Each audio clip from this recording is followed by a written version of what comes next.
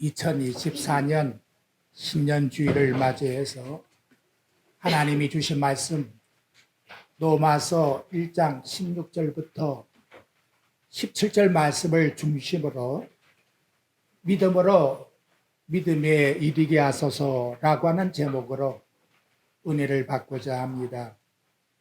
우리가 믿는 기독교를 드러내는 총체적인 단어는 복음입니다.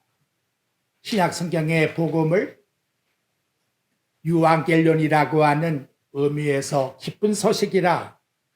왜 복음이 기쁜 소식이냐? 허물과 죄로 죽었던 우리 인간들에게 새 생명을 주시는 소식이기 때문에, 그래서 올 한 해 동안도 우리는 이 기쁜 소식을 믿음으로 행해 나가는 삶이 되셔야 되겠습니다. 새해를 맞이했지만 불행한 소식들은 들려오고 있습니다. 가까운 이웃 일본에서 큰 지진이 있어서 아비기한 속에 고통을 당하고 있고, 세계 각지에는 아직도 전쟁의 소리가 그치지 않고 서로 죽이고 있고, 가까운 우리 주위를 보더라도 각종 돌발적인 사건 때문에 우리 심장을 두근거리게 만드는 일들이 일어나고 있습니다.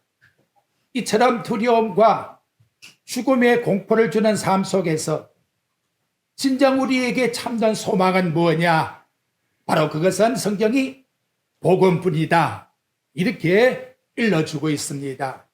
복음, 예수 그리스도, 즉 기독교에 복음이 없으면 그 기독교는 가짜입니다. 복음을 전하는데 복음 외의 것을 더 보태어도 그 단체는 이단입니다. 그래서 성경은 요한계시록 22장 18절 이하에서 말씀하시기를, 요약하면 누구든지 이것들 외에 더하면 하나님이 이 두루마기에 기록된 재앙을 그에게 더할 것이요, 누구든지 이 두루마리 예언의 말씀을 제하면 하나님이 이 두루마기에 기록된 생명나무와 및 거룩한 성의 참여함을 제하여 버리리라 라고 이와 같이 일러주고 있으면서 마지막에 하신 말씀이, 이것들을 정언하신 이가 이르시되 내가 진실로 속히 오리라고 말씀을 합니다. 이것들을 정언하신 이가 속히 온다고 했는데 그분이 누굴까요?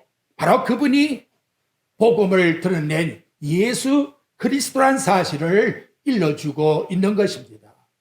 이만큼 기독교의 복음은 중요한 진리이기 때문에 바울은 갈라디아서 1장 7절부터 8절에 말씀합니다. 다른 복음은 없나니, 그래서 하늘로부터 온 천사랄지라도 우리가 너에게 전한 복음 위에 다른 복음을 전하게 되면 저주를 받을지어다, 이렇게 선언을 하였다는 것이지요. 자, 그러면 첫째로 복음이신 그리스도 예수께 대해서 살펴보고자 합니다. 마가복음 1장 1절에 보게 되면 하나님의 아들 예수 그리스도 복음의 시작이라, 이렇게 나타나고 있습니다. 예수 그리스도가 누구냐? 곧 복음이시다. 이 땅에 오신 그리스도 예수의 복음이 육신으로 이 땅에 오셔서 활동하기 시작했다, 그런 말씀으로 해주고 있는 것이지요. 그러니까 복음이라는 것은 예수 그리스도를 드러내는 것이고, 이를 예수님이 육체로 와서 시작을 해서 세상에 선포하고 있다 라고 일러주고 있는 것입니다. 하지만 여러분, 이 복음이라고 하는 기원은 이미 창세 전에 삼일체 하나님께서 그 기쁘신 뜻대로 이 땅에 우리 인간에게 맺어준 언약이라는 거예요. 그래서 놀라운 것은 이 마가복음의 아르게라고 하는 시작이란 단어를 보게 되면 히브리 성경이 헬라어로 번역된 70인역에 보면 창세기 1장 1절에 태초에라는 단어가 아르게라고 하는 마가복음의 시작과 똑같은 단어를 시작하고 있다는 거지요. 그러니까 마가복음에 시작하고 있는 이 복음의 시작은 이미 태초에 천지가 창조할 때에 나타나고 있다는 것을 우리에게 일러주고 있는 것입니다. 무슨 의미입니까? 복음의 시작이라는 것은 예수님이 이 땅에 오셔서 말씀이 시작됨으로 복음이 시작된 것이 아니라 하나님이 천지 창조를 시작할 때에 작정된 기쁘신 뜻 속에 이 복음이 기초가 되고 있다는 것을 우리에게 일러주고 있는 것입니다.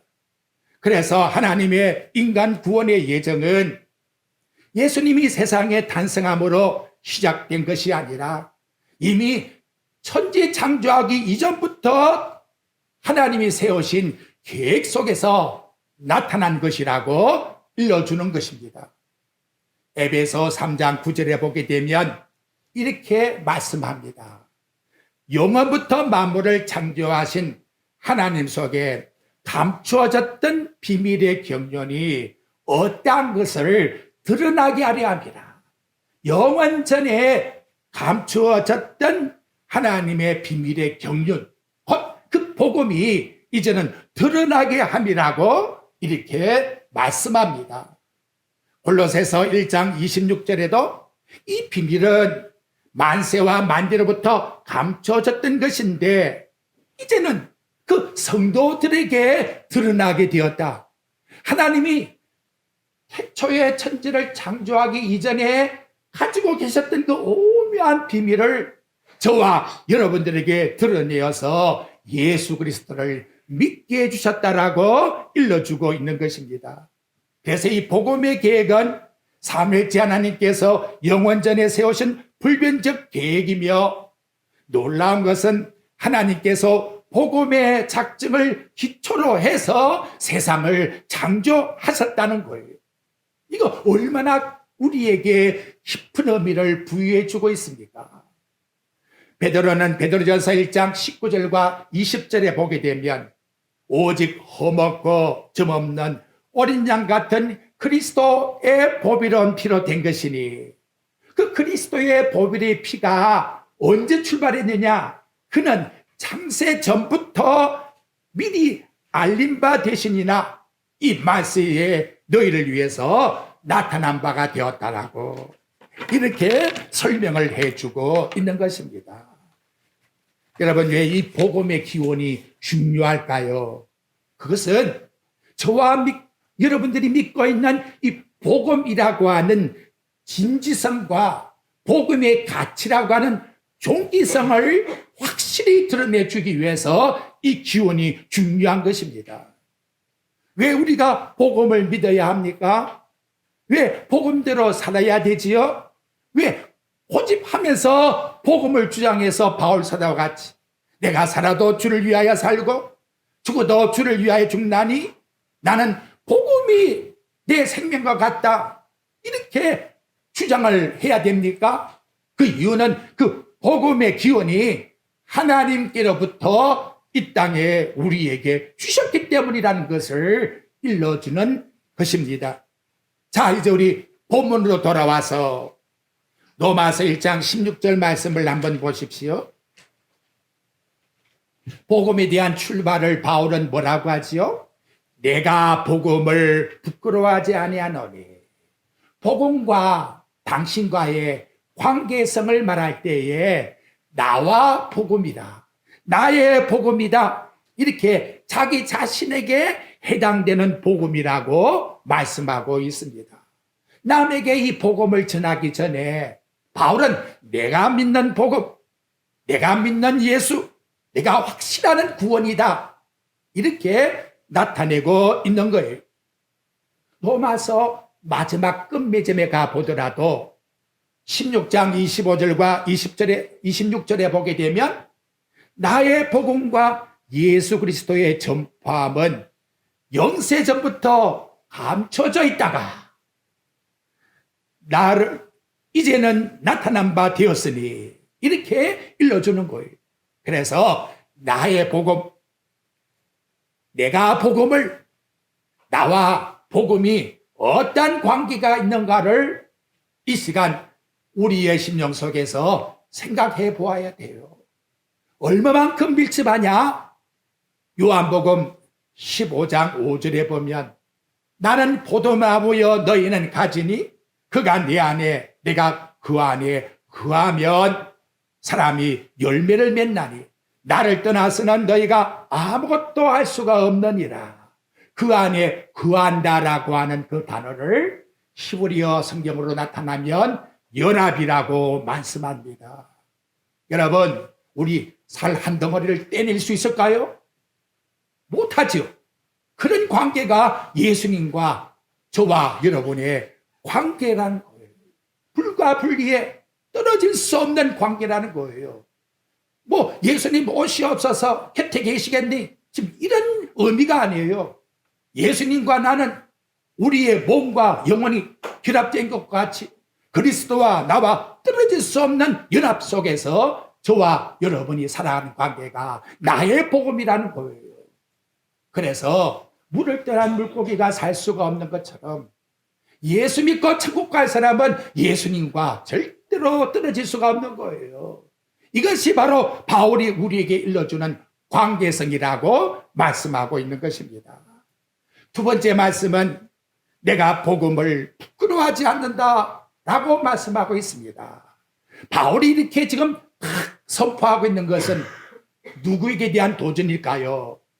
그때 살았던 로마 제국이 로마 황제가 바로 주라고 이렇게 고백하고 로마 황제가 능력의 신이라고 이렇게 고백하니까 나는 예수 그리스도가 곧 복음이요 이에 대해서 절대로 부끄럽지 않다고 당당함을 드러내고 있다는 것이지요.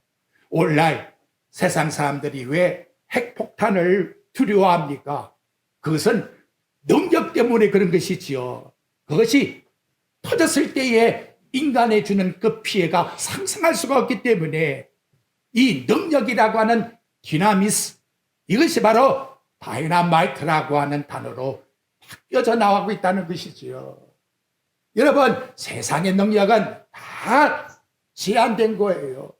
그리고 로마가 아무리 힘있고 능력이 있고 군사가 많다 할지라도 인간의 피조물을 지으신 하나님, 그분께 대항할 수 있겠습니까? 이건 어불성설이지요. 그러니까 우리에게 중요한 것은 세상의 어떤 능력도 복음의 능력 앞에서는 뭐예요?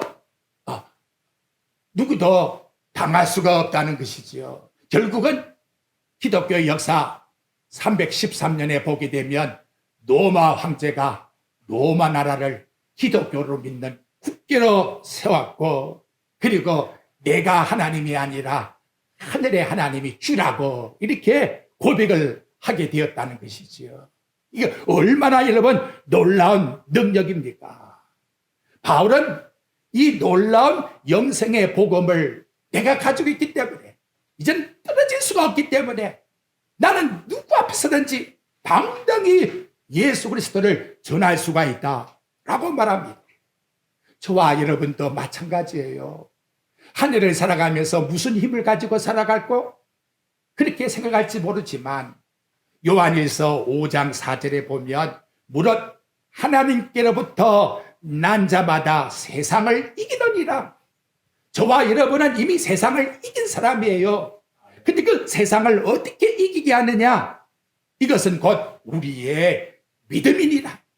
예수 그리스도의 그 복음의 능력을 믿고 나가는 자는 이 세상에 어떠한 앞에 부닥치는 방해물이 있다 할지라도 넉넉히 이겨나갈 수가 있다라고 말씀해주고 있는 것입니다.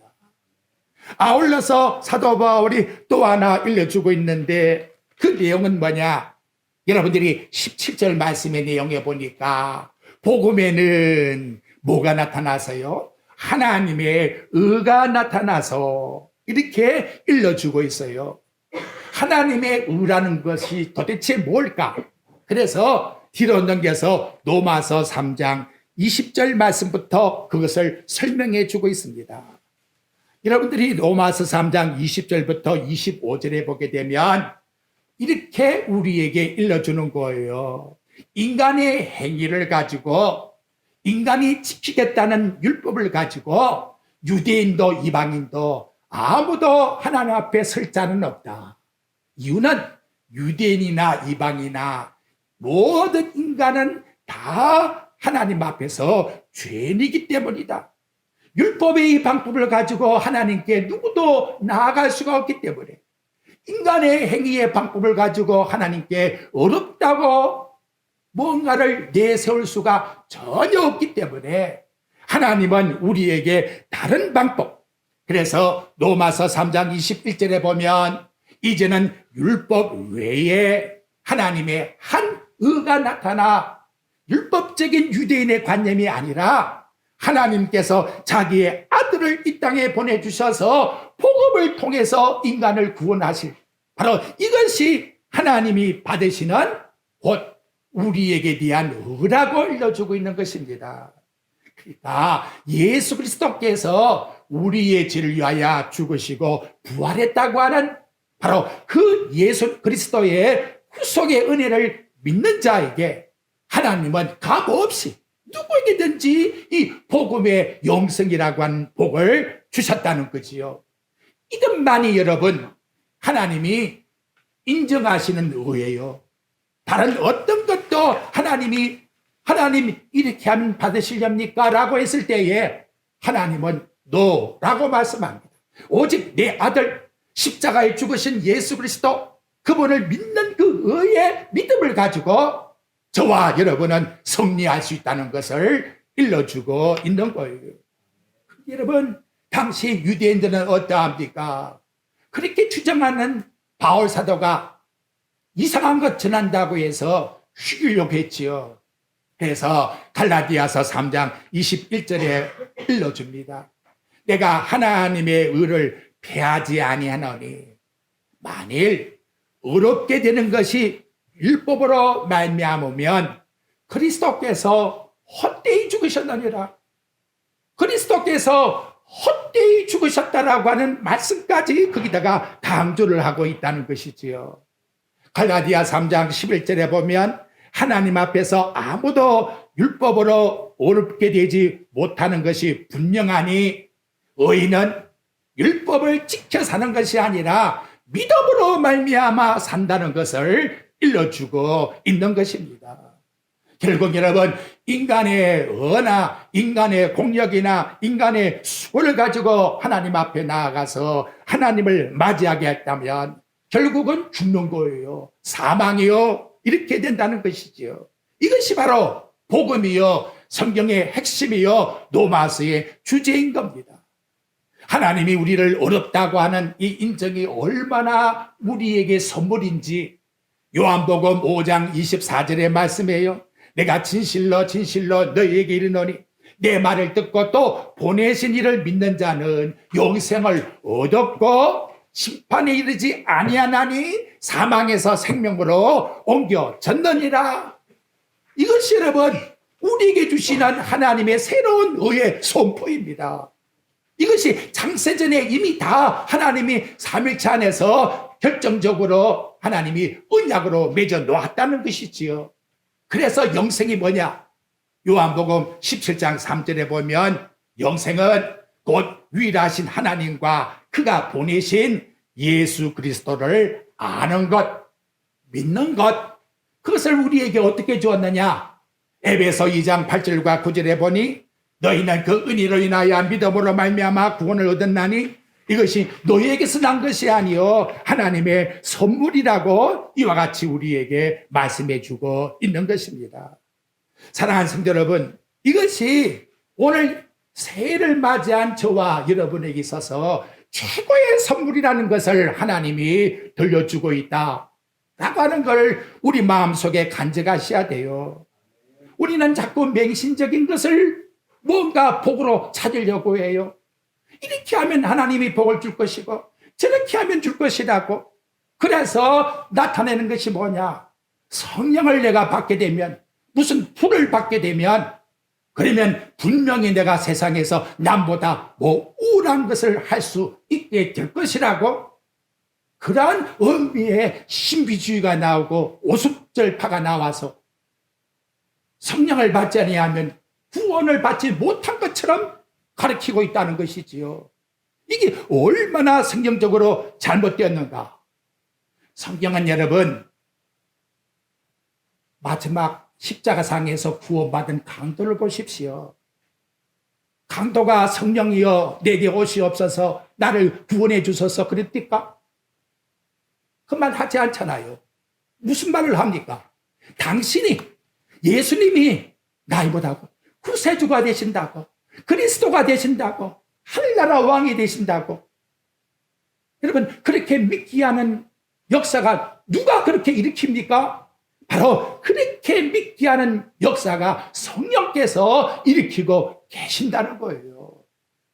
그러니까 여러분, 본디오 빌라도에게 고난을 받아 그 아들이 죽었다는 걸 왜 우리가 신앙 고백하고 있습니까? 그건 역사성을 우리에게 일러주고 있다는 거예요.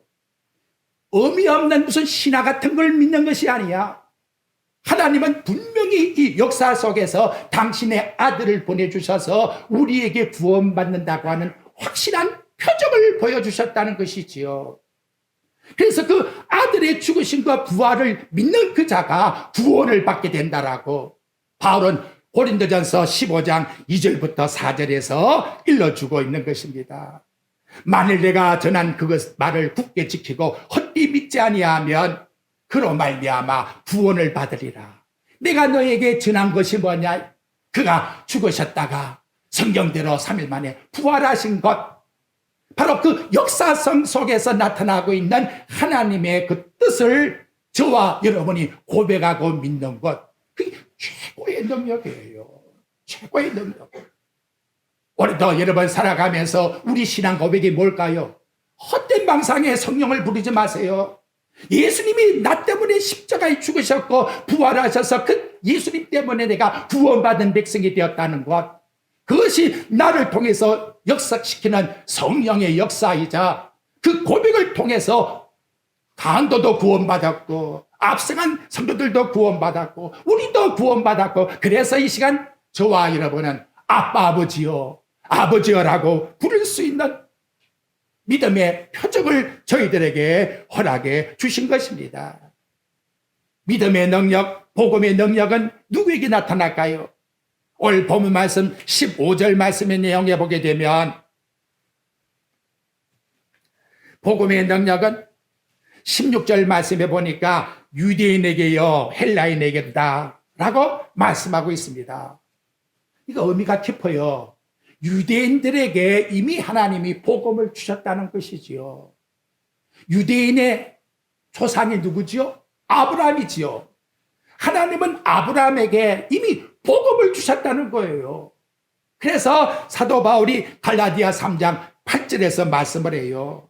하나님이 이방을 믿음으로 말미암아 의로 정하실 것을 성경이 미리 알고 먼저 아브라함에게 한번 따라해 봅시다. 복음을 전하되. 아브라함에게 하나님이 복음을 전해줬다라고 바울은 일러주고 있는 거예요. 왜 그러느냐? 모든 이방 사람들도 아브라함처럼 동일한 의를, 복을 받게 하기 위하여. 그래서 갈라디아 3장 9절에 보면 그러므로 믿음으로 말미암은 자는 믿음이 있는 아브라함과 함께 복을 받느니라 라고 이와 같이 일러주는 것이요. 이걸 깨달은 마틴 루터가 1517년 10월 31일 날 우리에게 준 개신교가 일어나게 된 동기를 발상시킬 거예요. 자, 그렇다면 여러분, 이런 믿음을 가진 이 복음의 엄청난 복을 받았다면 성령님은 우리에게 어떻게 우리를 이끌어 나가실까요? 바로 그 말씀이 오늘 본문 17절 말씀에 나타납니다. 복음에는 하나님의 의가 나타나, 그 다음 보니까 믿음으로 믿음에 이르게 하나니. 여기 내용의 말씀을 보면 믿음으로 라고 하는 소유, 누굴 믿지요? 예수님이 하나님이시다 라고 하는 그 믿음, 그걸 내가 간직하게 해서 그 믿음의 고백을 계속해서 어떻게 그 다음에 내용의 말씀 이르게 그래서 목적격을 말씀해 주고 있는 것입니다. 예수님 하나님께서 우리에게 믿음이라고 하는 선물을 소유하게 하셨고 그 소유를 받은 자는 하나님 앞에서 마지막 목적을 이룰 때까지 믿음으로서 신실하신 그분을 의지하고 살아가게 된다. 이것이 바로 오늘 저와 여러분이 한 해 동안 살아가야 될 삶의 뜻이라는 것을 우리들에게 일러주시는 겁니다. 여기 나타나고 있는 오직 의인은 믿음으로 말미암아 산다는 말씀이 하바국서 2장 4절에서 나타나고 있어요. 소선지에게 성경 전체의 결론이 뭐냐? 하바국에게 일러주기를 오직 의인은 믿음으로 말미암아 산다. 여기에 산다는 것은 어떤 윤리적인 면을 지금 말하는 것이 아니에요. 존재론을 말씀해 주겠는 거예요. 우리가 누구에게 속했느냐? 복음을 받았으니 예수 그리스도께 속한 것이고 내가 예수께 속했다고 하는 이 믿음을 끝까지 마지막 주님을 만난 그 시간까지 목적을 가지고 나아가는 이것이 우리 성도가 가질 믿음의 내용이라고 일러주고 있는 것입니다. 이제 믿음에서 믿음으로 나아간다는 것은 우리의 삶의 생활이 방종이 아닙니다. 1월달 요절 말씀같이 형제들아 내가 하나님의 모든 자비하심으로 너희를 권하노니 너희 몸을 하나님이 기뻐하시는 그러한 산제물로 드리라. 이것이 영적 예배라고 말씀하고 있는 것입니다. 내 몸 자체가 하나님 앞에서 제물과 같다 라고 하는 마음을 가지고 사는 것이 믿음에서 믿음으로 나아가는 자의 믿음의 내용이라는 걸 우리들에게 지적을 해주고 있는 것이지요. 그러니까 믿음의 내용의 복음의 능력은 예수를 믿고 모든 것이 끝난 것이 아니라 천국 갈 때까지 계속해서 성령은 믿음에서 믿음으로 나아가게끔 저와 여러분을 붙들어 주시고 인도하시고 도와주시는 것. 디도서 2장 11절에 보면 모든 사람에게 주시는 하나님의 은혜가 나타나 그 다음 우리를 양육하시되 저와 여러분의 신앙생활을 누가 양육해 줍니까? 바로 하나님의 성령께서 네가 처음에 만났던 그 예수님의 죽으심과 부활을 고백했던 그 믿음을 가지고 계속 나아가라 라고 이와 같이 일러주고 있다는 것이지요. 여러분 저와 여러분이 다 주님의 것이라는 것을 인정하십니까? 한 해 살아가면서 불평 원망하지 마세요. 어떤 일 그래서 시비가 없게 하라고 바울이 빌립보서에서 말씀하고 있는 것입니다. 우리는 하나님께 기도한다고 하지 않습니까? 왜 기도합니까? 그분 것이기 때문에 다 맡기는 거 아니에요? 내 모든 것 다 주님의 것이라고 고백드리는 것 아닙니까? 송구영신 예배 때에 다윗이 주님께 내가 마음을 정했으니 라고 여러분에게 말씀드렸잖아요. 내가 하나님께 마음을 정했으면 살든지 죽든지 모든 삶은 그분이 알아서 하시는 것이고 나는 그분 앞에서 모든 상황에 하바국 선지자와 같이 전쟁의 소리가 들려온다 할지라도 오히려 기뻐한다라고 하는 고백을 가지고 믿음으로 전진해 나아가는 것. 이것이 바로 하나님의 뜻이라는 것이지요. 여러분 우리 다 축도받지 않습니까? 고린도후서 13장 13절에 뭐라 합니까? 주 예수 그리스도의 은혜와 하나님의 사랑과 성령의 교통하심이 너희 무리와 함께 있을지어다라는 말 것은 끝난다는 말이 아닙니다. 미래에 계속 진행되는 동사를 우리에게 일러주는 거예요. 오늘도 내일도 영원토록 하나님의 영이 제가 앞에 설명했습니다마는 내 살을 탁 떼낼 수 있어요? 없는 것처럼 하나님의 영과 나는 떨어질 수가 없는 관계 속에서 주님과 동행해 살아가는 것입니다. 그래서 그 함께라고 하는 단어가 휴스라고 하는 단어를 쓰고 있는 거예요. 창세기 5장에 보게 되면 에녹은 자녀를 낳고 300년 동안 하나님과 동행하였다. 할라크라고 하는 이 동행이란 단어는 세 가지를 우리에게 일러줘요. 첫째, 목적을 맞춰야 돼요. 네 개의 목적을 맞추면 안 됩니다. 북극채성이 북극성을 바라보고 돌아가는 것처럼 우리는 주 안에서 주님을 바라보고 살아가는 삶, 여기에다가 초점을 맞춰야 돼요. 한결이랄지라도 여러분, 볼록렌즈가 초점만 맞으면 불이 붙는 거예요. 내 심령의 모든 활동과 역사는 다 하나님 우리에게 주신 은혜 속에서 그리스도를 바라보게 하는 거예요. 그래서 성도가 누구냐? 로마서 8장 1절에 보면 그리스도 예수 안에 있는 자, 로마서 8장 5절에 보면 영의 일을 생각하는 자, 로마서 8장 9절에 보게 되면 마음에 그리스도의 영이 거하시는 자, 로마서 8장 14절에 보면 그분이 우리를 인도하시는 하나님의 영의 인도를 받는 자가 하나님의 자녀라. 답, 동행이라고 하는 것은 저와 여러분에게 있어서 목적지가 같아야 돼요. 아무리 같이 동행한다 할지라도 목적지가 다르면 헤어질 수밖에 없는 것이지요. 히브리서 11장 16절에 보면 이 땅에 살았던 믿음의 성도들은 나그네로 살았지만 목적지가 다 동일해요. 그들은 나그네의 생활을 살면서 하늘을 바라봅니다. 이렇게 말씀을 해요. 우리가 각처에 흩어져서 성도가 교회로서 흩어진 교회로 살고 있지만 또 모이지만 우리는 목적지가 천국을 향해서 바라보고 살아갈 때에 놀라운 것은 하나님이 그러한 자에게 어떻게 대해 주시느냐. 하나님이 저들의 하나님 되심을 부끄러워하지 아니하시고 한 성을 예배해 놓고 준비하고 계신다고. 얼마나 감사합니까. 아울러 동행이라는 것은 연속성을 우리에게 일러주는 것입니다. 끊기고 끊기는 게 아니에요. 계속 이어나가는 것이 우리에게 동행이란 단어지요. 그렇다면 믿음에서 믿음으로 나아가게 한다는 이 말씀은 한 번에 끝나는 그런 정적인 단어가 아니고 동적인 단어를 말해주는 것이고 단발적인 것이 아니라 지속적인 것을 말씀해 주는 거예요. 결론적으로 믿음으로 믿음에 나아가는 이 연속성이 올 한 해 저와 여러분의 생활 속에서 지속되어서 하나님이 우리를 바라볼 때에 너희들 최근 안양교회의 성도들의 하나님 됨을 나는 부끄러워하지 않는다라고 천국을 준비해 놓고 기다리시는 그 하나님께 우리는 모든 생활에 믿음으로 살아가서 승리하는 삶이 꼭 되시기를 주님의 이름으로 축원드립니다.